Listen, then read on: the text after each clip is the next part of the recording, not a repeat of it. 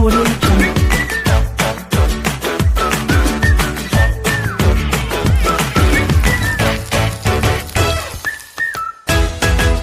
Audio Jungle.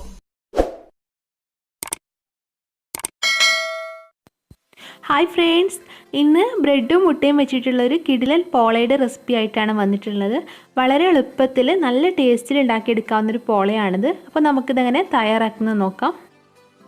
അപ്പോൾ ആദ്യം നമുക്കിതിലേക്കുള്ള മസാല റെഡിയാക്കാം. അപ്പോൾ അതിന് വേണ്ടിയിട്ട് ഞാൻ ഗ്യാസ് സ്റ്റൗവിൽ ഒരു സോസ് പാൻ വെച്ചിട്ടുണ്ട്. പാൻ നല്ലപോലെ ചൂടായിട്ടുണ്ട്. ഇതിലേക്ക് നമുക്ക് 2 ടേബിൾ സ്പൂൺ ഓയിൽ ഒഴിച്ചു കൊടുക്കാം. അപ്പോൾ ഓയിൽ ഇവിടെ നല്ലപോലെ ചൂടായിട്ടുണ്ട്. ഇനി ഇതിലേക്ക് അരിഞ്ഞു വെച്ച ഉള്ളി ചേർത്ത് കൊടുക്കാം. ഞാനിവിടെ 3 വലിയ ഉള്ളിയാണ് എടുത്തിട്ടുള്ളത്. ഈ ഉള്ളി നല്ലപോലെ വഴറ്റിയെടുക്കുക. ഉള്ളിയുടെ ആ കളറൊക്കെ മാറി നല്ലപോലെ സോഫ്റ്റ് ആവുന്നത് വരെ നന്നായിട്ട് വഴറ്റിയെടുക്കുക. ഇതിലേക്ക് ആവശ്യത്തിനുള്ള ഉപ്പ് ചേർത്ത് കൊടുക്കാം.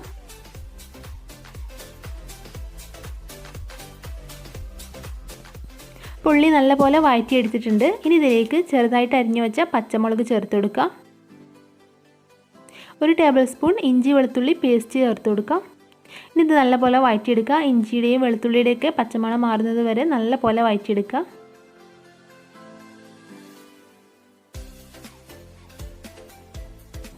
അപ്പോൾ ഇതിവിടെ നല്ലതുപോലെ വഴറ്റിയെടുത്തിട്ടുണ്ട്.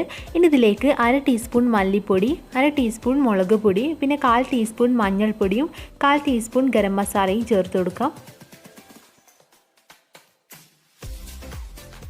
ഇനി ഇതെല്ലാം ചേർത്ത് നല്ലപോലെ ഒന്ന് വഴറ്റിയെടുക്കുക. ഈ പൊടികളുടെ പച്ചമണം മാറുന്നത് വരെ നന്നായിട്ട് വഴറ്റിയെടുക്കുക. ഇനി ഇതിലേക്ക് കുറച്ച് മല്ലിയില ചെറുതായിട്ട് അരിഞ്ഞത് ചേർത്തൊന്ന് മിക്സ് ചെയ്തെടുക്കാം. ഇനി ഇതിലേക്ക് ഒരു 1/4 കപ്പ് വെള്ളം ഒഴിച്ച് നല്ലപോലെ മിക്സ് ചെയ്തിട്ട് ഇത് അടച്ച് വെച്ചിട്ട് ഒരു 5 മിനിറ്റ് നമുക്കൊന്ന് വേവിച്ചെടുക്കണം.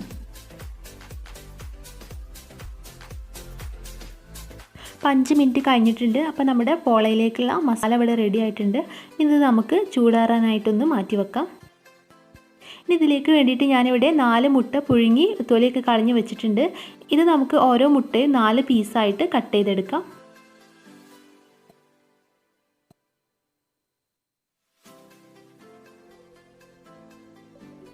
അപ്പോൾ മുട്ടയെല്ലാം ഞാനിവിടെ കട്ട് ചെയ്തെടുത്തിട്ടുണ്ട്. ഇനി ഒരു ബൗളിലേക്ക് ഞാൻ 2 മുട്ട പൊട്ടിച്ച് വെച്ചിട്ടുണ്ട്. ഇതിലേക്കൊരു പച്ചമുളക് ചെറുതായിട്ട് അരിഞ്ഞതും കുറച്ച് മല്ലിയില ചെറുതായിട്ട് അരിഞ്ഞതും പിന്നെ ഒരു 1/4 ടീസ്പൂൺ ഉപ്പും പിന്നെ ഒരു 1/4 കപ്പ് പാലും കൂടെ ചേർത്തിട്ട് ഇത് നല്ലതുപോലെ ഒന്ന് ബീറ്റ് ചെയ്തെടുക്കാം. അപ്പോൾ മുട്ടയുടെ മിക്സ് ഇവിടെ റെഡി ആയിട്ടുണ്ട്. ഇനി ഞാനിതിലേക്ക് വേണ്ടിയിട്ട് ബ്രെഡ് എടുത്തിട്ടുണ്ട്. അപ്പോൾ ഞാനിവിടെ ബ്രെഡിൻ്റെ സൈഡൊന്നും കളഞ്ഞിട്ടില്ല. നിങ്ങൾക്ക് വേണമെങ്കിൽ ഈ ബ്രെഡിൻ്റെ ഈ ബ്രൗൺ ഭാഗമൊക്കെ ഒന്ന് കളഞ്ഞിട്ടെടുക്കാം.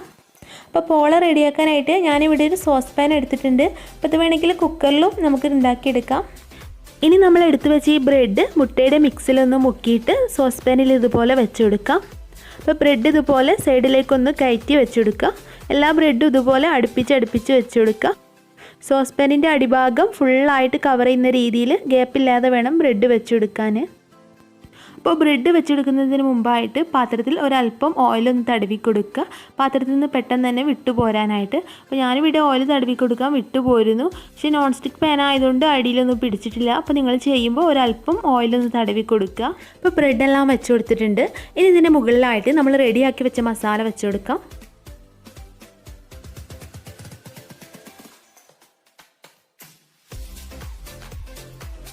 അപ്പോൾ മസാല ഫുള്ളായിട്ട് വെച്ച് കൊടുത്തിട്ടുണ്ട്. ഇനി ഇതിൻ്റെ മുകളിലായിട്ട് പുഴുങ്ങി കട്ട് ചെയ്ത് വെച്ച മുട്ട വെച്ച് കൊടുക്കാം. അപ്പോൾ ഞാനിവിടെ 4 മുട്ട ചെറിയ പീസായിട്ട് കട്ട് ചെയ്തെടുത്തതാണ്. അപ്പോൾ നിങ്ങൾക്ക് അവിടെയും ഇവിടെയൊക്കെ മുട്ട വെച്ചാൽ മതി, എന്നെങ്കിൽ 2 മുട്ടയൊക്കെ എടുത്താൽ മതി.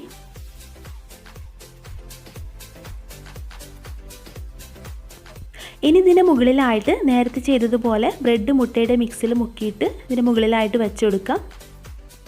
അപ്പോൾ ബ്രെഡ് വെച്ചെടുക്കുമ്പോൾ താഴെ വെച്ച ബ്രെഡും മുകളിൽ വെച്ച ബ്രെഡും വശങ്ങളിലൊട്ട് നിൽക്കുന്ന രീതിയിൽ വേണം ബ്രെഡ് വെച്ചെടുക്കാൻ.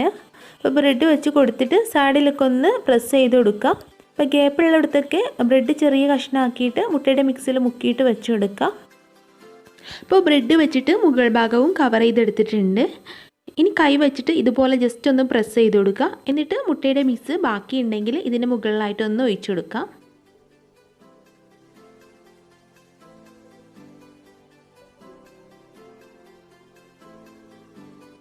ഇനി നമുക്കിത് കുക്ക് ചെയ്തെടുക്കാം. അപ്പോൾ അതിന് വേണ്ടിയിട്ട് ഗ്യാസ് സ്റ്റവിൽ ആദ്യം ഇതുപോലൊരു തട്ടോ അല്ലെങ്കിൽ ഫ്രൈ പാനോ വെച്ച് കൊടുക്കാം.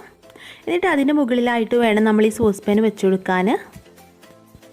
ഇനി ഫ്ലെയിം ഓൺ ചെയ്യാം. എന്നിട്ട് ഇത് അടച്ച് വെച്ചിട്ട് ഒരു 30 മിനിറ്റ് ലോ ഫ്ലെയിമിലിട്ട് കുക്ക് ചെയ്തെടുക്കണം. അപ്പോൾ ആദ്യം ഒരു 2 മിനിറ്റ് മീഡിയം ഫ്ലെയിമിലിട്ട് കുക്ക് ചെയ്തെടുക്കുക. ഈ തട്ടൊക്കെ നന്നായിട്ടൊന്ന് ചൂടായിട്ട് വരാൻ. അതിന് ശേഷം പിന്നെ തീ നന്നായിട്ട് കുറച്ചിട്ട് വേണം കുക്ക് ചെയ്തെടുക്കാൻ, അല്ലെങ്കിൽ ഇത് പെട്ടെന്ന് തന്നെ അടിയിലൊക്കെ പിടിക്കും. ഇപ്പോൾ 30 മിനിറ്റ് കഴിഞ്ഞിട്ടുണ്ട്. അപ്പോൾ നമ്മുടെ പോള ഇവിടെ നന്നായിട്ട് കുക്കായി വന്നിട്ടുണ്ട്. ഇനി നമുക്കിതിൻ്റെ മുകൾ ഭാഗവും ഒന്ന് ബ്രൗൺ കളർ ആക്കിയെടുക്കാൻ വേണ്ടിയിട്ട് ഓയിൽ പുരട്ടിയ ഒരു പാനിലേക്ക് നമുക്കിതൊന്ന് തിരിച്ചിട്ട് കൊടുക്കാം. അപ്പോൾ ഒരു 5 മിനിറ്റ് തീ നന്നായിട്ട് കുറച്ചിട്ട് വേണം ഇതിൻ്റെ മുകൾ ഭാഗവും ബ്രൗൺ കളർ ആക്കിയെടുക്കാൻ. ഇപ്പോൾ ഒരു 5 മിനിറ്റ് കഴിഞ്ഞിട്ടുണ്ട്. അപ്പോൾ നമ്മുടെ പോള ഇവിടെ റെഡി ആയിട്ടുണ്ട്. ഇനി നമുക്ക് ഫ്ലെയിം ഓഫ് ചെയ്ത് ഇതൊരു പ്ലേറ്റിലേക്ക് മാറ്റാം.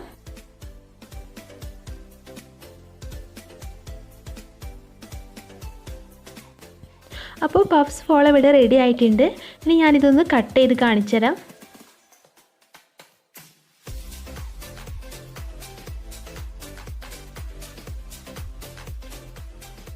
അപ്പോൾ ഉള്ളിൽ നിറയെ മുട്ടയൊക്കെ വെച്ചതുകൊണ്ട് തന്നെ ഇത് കഴിക്കാൻ നല്ല ടേസ്റ്റാണ്. ഉറപ്പായിട്ടും കുട്ടികൾക്കൊക്കെ ഇഷ്ടപ്പെടും. അപ്പോൾ എല്ലാവരും ഒന്ന് ട്രൈ ചെയ്ത് നോക്കുക.